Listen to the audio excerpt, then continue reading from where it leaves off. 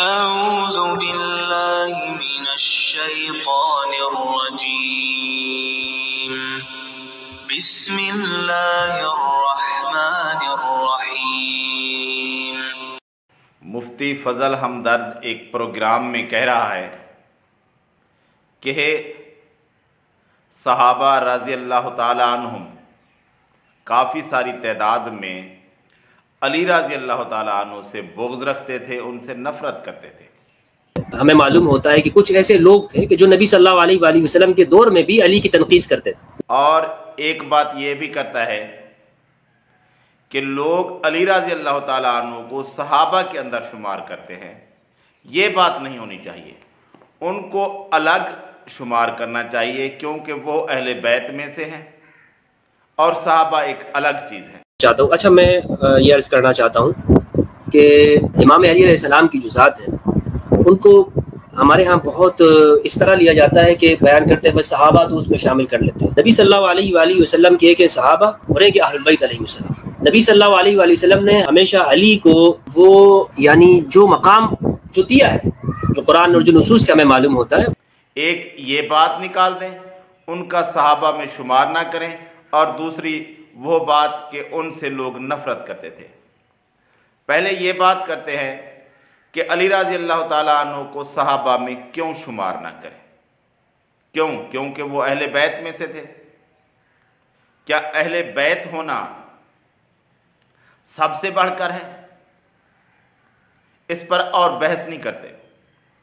اگر اہل بیت کی وجہ سے علی رضی اللہ تعالیٰ عنہ سب صحابہ سے بڑھ کر ہیں کیونکہ وہ اہل بیت کے فرد ہیں، تو عقیل رضی اللہ تعالیٰ عنہ کون ہے؟ جعفر رضی اللہ تعالیٰ عنہ کون ہیں؟ وہ بھی تو اہل بیت میں سے ہیں۔ عبداللہ ابن عباس رضی اللہ تعالیٰ عنہ کون ہیں؟ وہ بھی تو اہل بیت میں سے ہیں۔ اہل بیت کے باقی افراد بھی ہیں، ان کو کیا باقی سارے صحابہ سے آپ بڑھ کر مانتے ہیں؟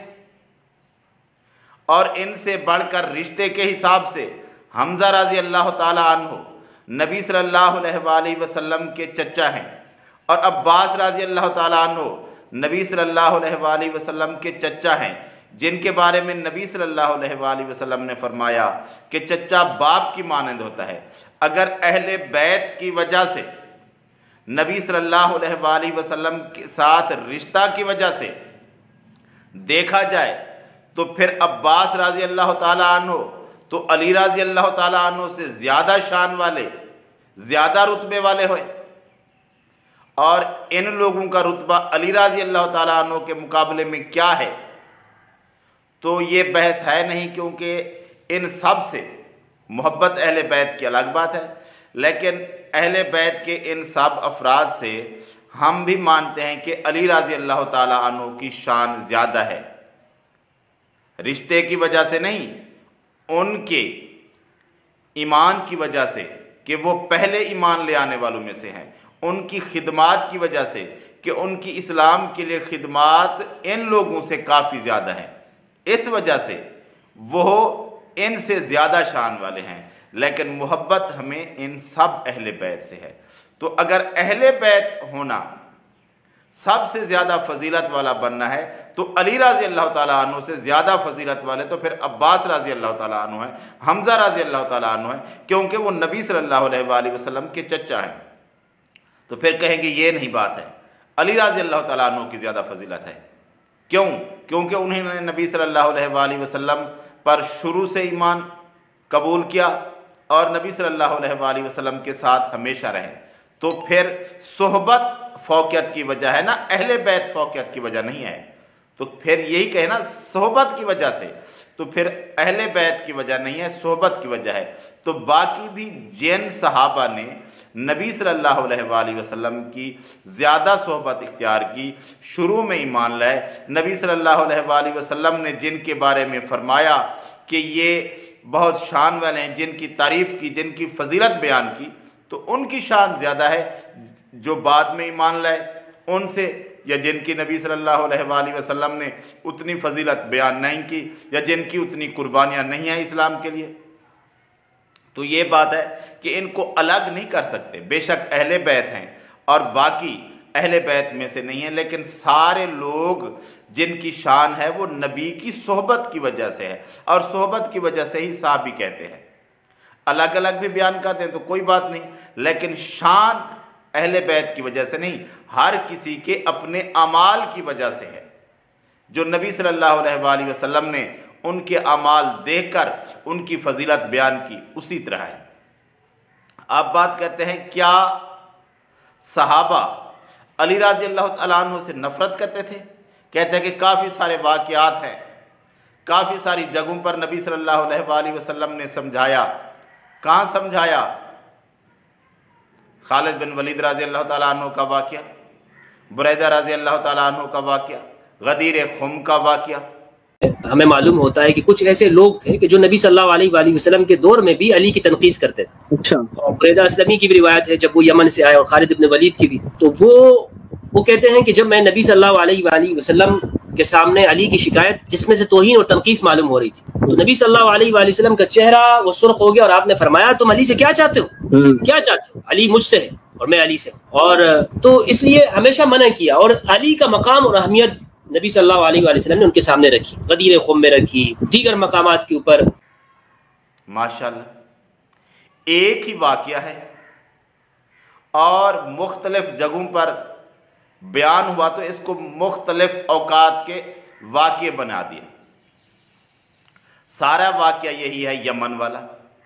علی رضی اللہ تعالیٰ عنہ جب گئے، خالد بن ولید رضی اللہ تعالیٰ عنہ اس جگہ امیر تھے اس لشکر کے، تو علی رضی اللہ تعالیٰ عنہ ان سے جو ان کے پاس مال تھا وہ لے کر آئے، اور راستے میں کچھ لوگ ساتھ تھے، اور انہوں نے مال غنیمت پر یا جو مال تھا ادھر کا جمع کیا ہوا اس پر علی رضی اللہ تعالیٰ عنہ نے جو اپنے استعمال میں لایا، صحابہ میں سے خاص طور پر بریدہ رضی اللہ تعالیٰ عنہ نے اعتراض کیا کہ یہ مجھے صحیح نہیں لگتا، کیونکہ یہ اپنے حصے سے زیادہ استعمال کر رہے ہیں۔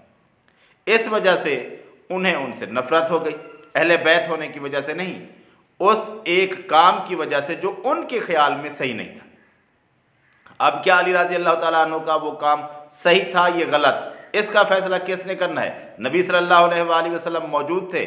بریدہ رضی اللہ تعالیٰ عنہ نے نبی صلی اللہ علیہ وآلہ وسلم سے شکایت کی، تو نبی صلی اللہ علیہ وآلہ وسلم نے فرمایا علی رضی اللہ تعالیٰ عنہ کا حق اس سے بھی زیادہ بنتا ہے۔ تو یہ خالد بن ولید رضی اللہ تعالیٰ عنہ کا واقعہ اور بریدہ رضی اللہ تعالیٰ عنہ کا واقعہ یہ ایک ہی واقعہ ہے، ایک ہی موقع کا، اور غدیر خم کا خطبہ بھی اسی واقعہ کی وجہ سے دیا گیا۔ جو آپ کہتے ہیں نا من کنت مولا فاز علی و مولا، وہ اسی واقعے کی وجہ سے نبی صلی اللہ علیہ وآلہ وسلم نے دیا کہ علی سے محبت رکھو، علی سے نفرت نہ کرو، جو مجھے دوست رکھتے ہو علی کو دوست رکھو۔ وہ اسی وجہ سے تھا کہ تم علی سے نفرت کیوں کر رہے ہو، اور اس کے بعد بریدہ رضی اللہ تعالیٰ عنہ نے علی رضی اللہ تعالیٰ عنہ سے نفرت چھوڑ دی۔ تو ایک ہی واقعہ ہے، اور اس کے مختلف سٹیپ کاٹ کر آپ بتاتے ہیں کہ یہ مختلف واقعات ہیں۔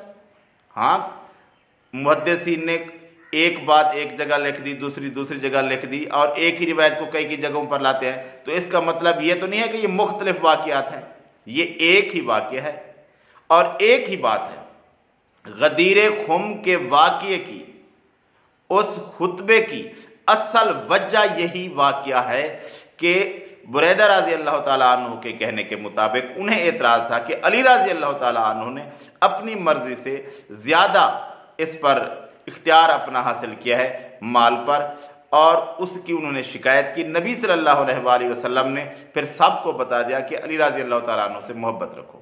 یہ تھا اصل واقعہ۔ صحابہ کوئی علی رضی اللہ تعالیٰ عنہ سے نفرت نہیں کرتے تھے، اور یہ لوگ شیعہ حضرات مفت کا ایک واقعے کو جس کا اصل مسئلہ بھی ثابت ہو جائے کہ یہ کیا وجہ تھی اور کیوں یہ اور پھر ختم ہو گیا، اس کو اچھال کر پھر صحابہ کے خلاف بغض کرنے کی کوشش کرتے ہیں کہ ان کے خلاف مسلمانوں کے ذہنوں میں بغض پیدا ہو جائے۔ تو یہی واقعہ تھا، اور صحابی سمجھتا تھا کہ یہ بات علی رضی اللہ تعالیٰ عنہ کی صحیح نہیں ہے، اور نبی صلی اللہ علیہ وآلہ وسلم نے فرما دیا کہ علی رضی اللہ تعالیٰ عنہ کا حق اس سے زیادہ بنتا ہے۔ بس یہی بات تھی، صحابی کو پہلے پتہ نہیں تھا کہ ان کا حق بنتا ہے۔ جب نبی صلی اللہ علیہ وآلہ وسلم نے فرما دیا کہ زیادہ حق بنتا ہے تو پھر تو ٹھیک ہے، اور پھر ان کا اعتراض بھی رفع ہو گیا۔